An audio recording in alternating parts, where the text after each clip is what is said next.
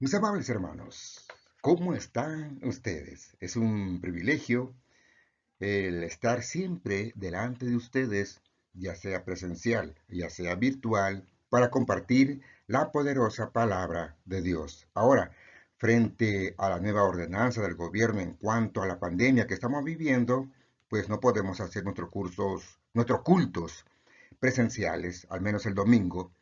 Así que vamos a seguir por medio de este sistema hasta una nueva pronunciación del gobierno. Hemos estado aprendiendo acerca de cómo alimentarnos de la palabra de Dios. ¿Por qué estamos estudiando este tema, la palabra de Dios? ¿Saben? Hay un tremendo interés en el corazón de Dios que usted, mi hermano, que usted, mi hermana, y toda la familia estemos apegados a su palabra, a su mensaje, a su voz. Hay un profundo interés en el corazón de Dios que nosotros como padres estemos instruyendo con la palabra a nuestros hijos. Hemos aprendido en mensajes anteriores que la iglesia naciente, allá en el libro de los Hechos, practicaban cuatro cosas maravillosas. Y Dios hacía proezas maravillas en favor de la iglesia, a favor de las familias. Ellos, número uno, dice la palabra de Dios que perseveraban. Es decir, continuamente, constantemente estaban estudiando las escrituras, la palabra de Dios, la Biblia. La palabra de Dios dice en Hechos capítulo 2 que la iglesia perseveraba en la doctrina de los apóstoles. Esto quiere decir que leían, que investigaban, se empapaban, se nutrían de la palabra de Dios. La segunda cosa maravillosa que ellos hacían era la comunión unos con otros. Siempre estaban unidos, siempre estaban ellos reuniéndose para poder compartir los hechos poderosos en sus vidas, en su familia. Y número tres, la tercera cosa maravillosa que esta iglesia hacía era que se reunían también para el partimiento del pan, es decir, para celebrar la Santa Cena. Ahí estaban todos. Y en cuarto lugar, la cuarta cosa maravillosa que esta iglesia hacía era que estaban perseverando en la oración. Cuatro cosas maravillosas que hacía la iglesia y el Señor bendecía a la iglesia y el Señor añadía cada vez más personas a la iglesia. Y ese es nuestro propósito de poder enseñar a la iglesia hoy que si estamos nosotros perseverando en la palabra de Dios, que tenemos comunión uno con otro, que si estamos en la cena del Señor, que si estamos orando todos juntos, vamos a ver la mano poderosa de Dios obrando a favor de nuestras familias, obrando a favor también de su obra y de la comunidad. Así que vamos a abrir Salmos 119, Salmo 19, Salmo 19, Salmo 19, y vamos a leer los versículos 7 al 10. Salmo 19, y leeremos los versículos del 7 al 10. Ok, siendo que usted ya encontró Salmo 19, leeremos los versículos 7 al 10 y dice, la ley de Jehová es perfecta que convierte el alma. El testimonio de Jehová es fiel que hace sabio al sencillo. Los mandamientos de Jehová son rectos que alegran al corazón. El precepto de Jehová es puro que alumbra los ojos. El temor de Jehová es limpio que permanece para siempre. Los juicios de Jehová son verdad, todos justos. Deseables son más que el oro y más que mucho oro afinado y dulces más que miel y que la que destila del panal. Mis amables, aquí podemos ver que el versículo 7, por ejemplo, dice, la ley de Jehová es perfecta, se refiere a la palabra de Dios. Luego dice, el testimonio de Jehová es fiel. El testimonio de Jehová se refiere a la palabra de Dios. Los mandamientos, versículo 8, los mandamientos de Jehová se refiere a la palabra de Dios. Más abajo sigue diciendo, el precepto de Jehová es puro, se refiere a la palabra de Dios. Los juicios de Jehová son perfectos, se refiere a la palabra de Dios. Y deseables son más que el oro y más que mucho oro afinado, se refiere a la palabra de Dios. Así que vamos a ir nosotros aprendiendo en estos momentos por qué Dios está interesado en que usted y yo pongamos todo nuestro interés, todo nuestro enfoque en su palabra. Aquí hay un versículo que se encuentra en el Salmo 119. Salmo 119, versículo 2.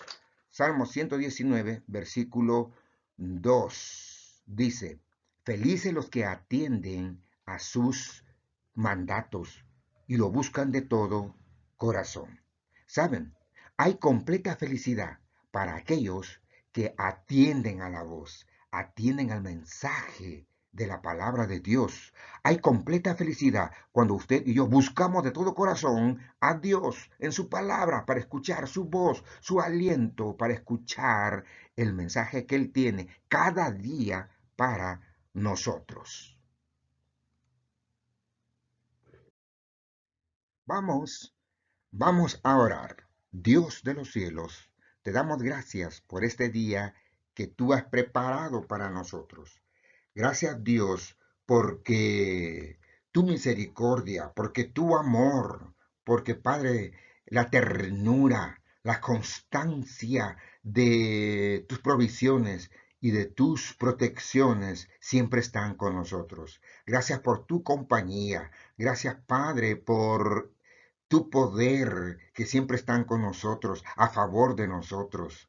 Señor, queremos amar tu palabra. Señor, no queremos dejar que pase un día sin abrir tu palabra, Señor. Rogamos, Padre, que tú pongas ese mecanismo en nuestros corazones de poner ese interés, ese amor a tu palabra, que siempre estemos enfocados en tu palabra.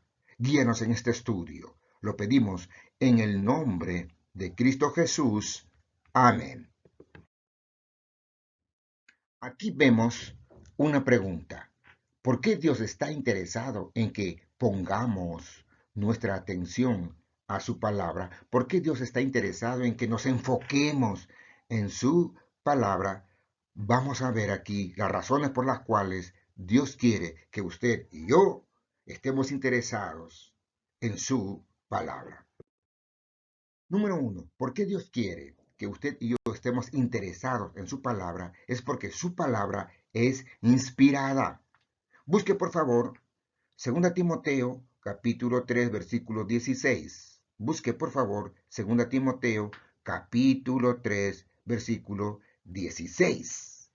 Y aquí en la diapositiva ya tenemos escrito el pasaje, pero usted puede buscar en 2 Timoteo capítulo 3:16 cuando dice, toda la escritura es inspirada por Dios y útil para enseñar, para redarguir, para corregir, para instruir en justicia. De tal manera, entonces, mis estimables hermanos, que nos dice que la palabra de Dios es un libro inspirado por Dios, inspirado del mismo aliento de Dios. Observemos que no dice todos los autores de las escrituras son inspirados por Dios. Aunque esto es cierto, Pablo no dijo eso. Las palabras que ellos escribieron, es decir, los escritores, fueron inspiradas por Dios. Fue el aliento mismo puesto en ellos, la voz de Dios, el mensaje de Dios puesto en ellos. Él dice, Pablo dice, que Dios exhaló hacia afuera su santa palabra. Muy bien, así que, ¿por qué Dios está interesado en que usted y yo pongamos atención a la palabra de Dios? Porque esta palabra nace de su propio corazón para usted y para mí. Ahora, ¿por qué Dios está interesado en que usted y yo nos enfoquemos en su palabra, porque su palabra es verdad. Su palabra es verdad. Y esto lo leemos en el Salmo 119, 151. Salmo 119, 151. Entonces ya hemos aprendido la primera razón por la cual Dios quiere que usted y yo estemos interesados en su palabra, porque su palabra es inspirada, es el mismo aliento de Dios, el mismo mensaje, su voz para su pueblo, para usted, para mí. Salmo 119, 151 dice, cercano estás tú, oh Jehová, y todos tus mandamientos son verdad. ¿Quién dice todo esto? ¿Quién dice esto? Dice David. El salmista podía sentir que los malvados que se le oponían se acercaban y se estaban convirtiendo en una amenaza aún mayor. Aunque estos se acercaban al salmista, David sabía que Dios estaba mucho más cerca que ellos, que estaba Dios allí tan cercano, listo para defenderlos. Y David sabía que mientras él estaba cerca de Dios o Dios cerca de él, sus enemigos, aunque estaban cerca, estaban lejos. ¿Por qué? Porque ellos no iban a tener el poder de Dios a favor de ellos. El que tendría el poder, porque David estaba cercano a Jehová, era David, el que obtendría todo el favor, todo el poder de Dios. Y él culmina diciendo, y todos tus mandamientos son verdad.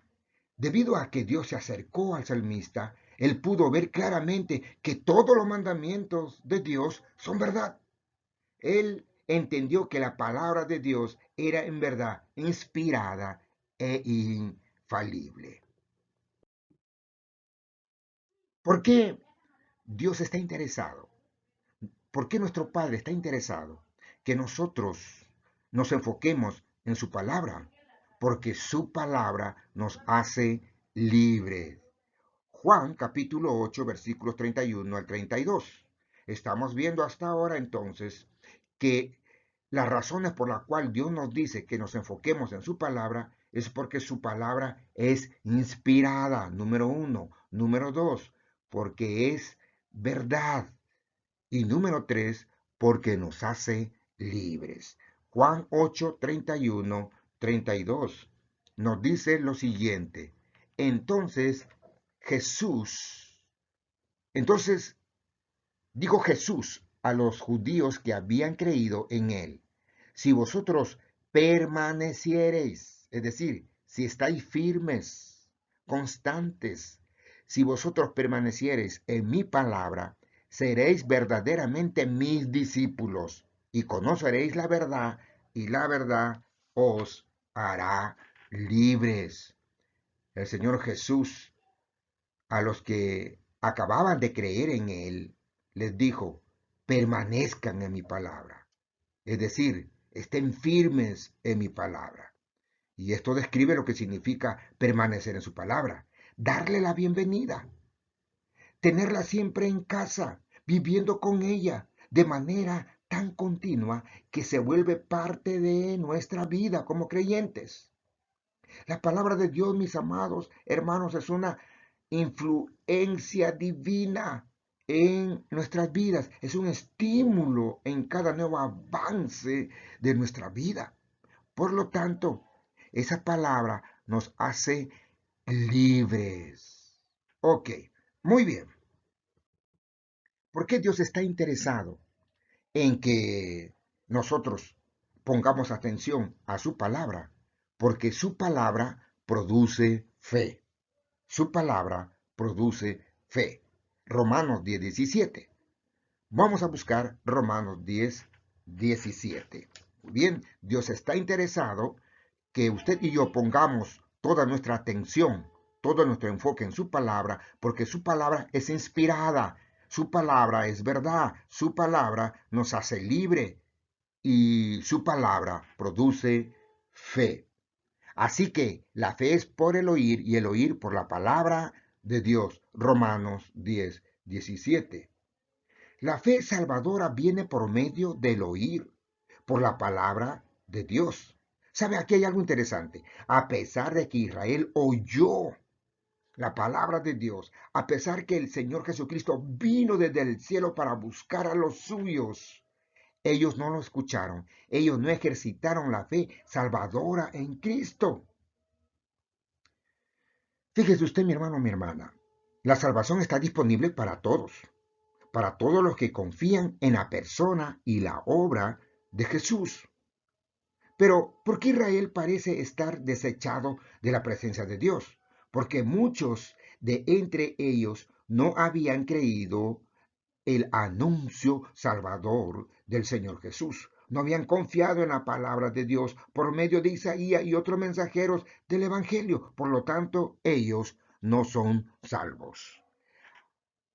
Judío, un griego, un peruano, venezolano, colombiano, cualquier persona de cualquier nacionalidad que no ha puesto su confianza en el Señor Jesús, que no ha entregado su vida a Cristo, no se ha arrepentido de sus pecados, no es salvo. La palabra de Dios produce esa fe salvadora. Y la palabra de Dios también produce fe cuando usted y yo estamos en problemas, cuando usted y yo estamos abatidos, cuando usted y yo estamos en conflictos y nos acercamos a la palabra de Dios. La palabra de Dios produce esa fe, ese ánimo, ese creer en el Señor, que Él abrirá puertas, que tendremos el auxilio de arriba. Número 5. ¿Por qué Dios está interesado en que usted y yo nos enfoquemos, pongamos todo el interés en su palabra? Es porque su palabra es la que juzga. Hebreos 4:12. Hebreos 4:12.